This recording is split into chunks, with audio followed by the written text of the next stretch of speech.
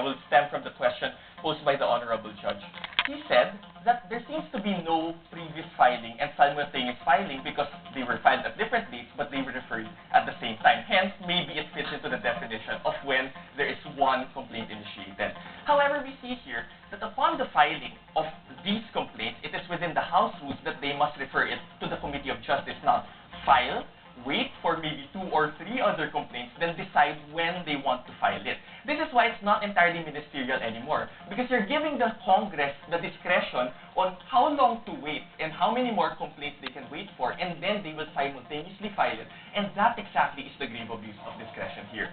Second point of rebuttal is that they claim that we are suspending the running of the 60-day period. We beg to disagree, because the status quo ante, at the very concept, preserves conditions prior, meaning by implication, Mr. Chairman, Madam Chair, and members of this House, the period could not run because you're preserving the status quo. It's a freeze order, meaning they can't start claiming that the 60-day period is already tolling and they will not comply with their constitutional mandate.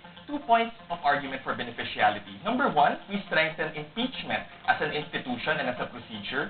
And number 2, Madam Chair, members of this House, we uphold due process and fairness. For the first point, we strengthen impeachment as an equitable remedy for the people.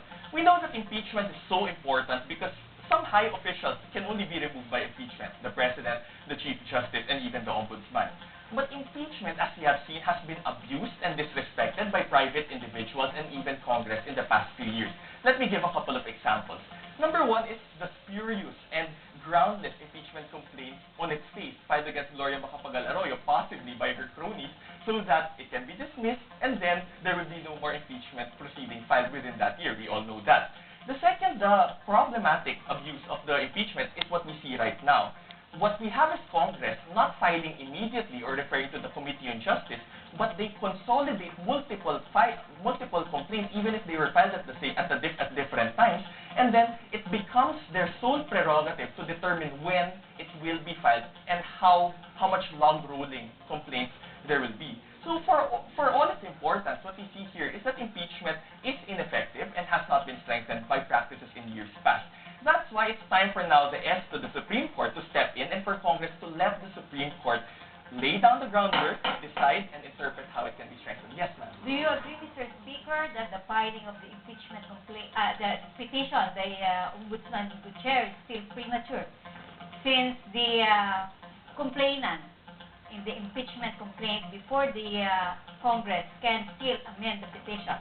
I beg to disagree, Madam Chair, because If the answer is not yet filed by Ombudsman Gutierrez. Ma'am, I beg to disagree respectfully because there seems to have been a culpable violation of the Constitution already. And knowing that when you can file for interpretation of the Constitution when it's the lis mota already and when there's already a violation. And the violation here is that this prohibition of more than one impeachment complaint being filed, and they log-rolled several complaints and made it seem as if it's just one, that already can pass off as a constitutionally decidable issue. Yes, sir. Yes, as a point of fact, Mr. Speaker, at the time the second complaint was filed, has there been a referral of the first complaint to the Committee on Justice? There has been none, essentially, Mr. Chair. And I agree at this point that what happened was not a filing and a referral and a subsequent filing and referral. That was decided by Francisco. But what we have now is a different kind of grave abuse of discretion that the Supreme Court was not countenance. It is Congress having the sole discretion of collecting complaints and deciding, based on grave abuse of discretion, to file how many complaints and whenever they want when they deem that it already is ripe for filing. What we have here, again, is a violation wherein you will file multiple complaints that are rolled into each other, and you have to answer all of these allegations. All right, Maynard Ilagan, 2 minutes to interpolate, please. Thank you, ma'am. Good evening, Your Honor. Good evening. Good evening, Mr. Speaker. You're aware of Section 2, Article 11 of the Constitution, correct? Yes, I am.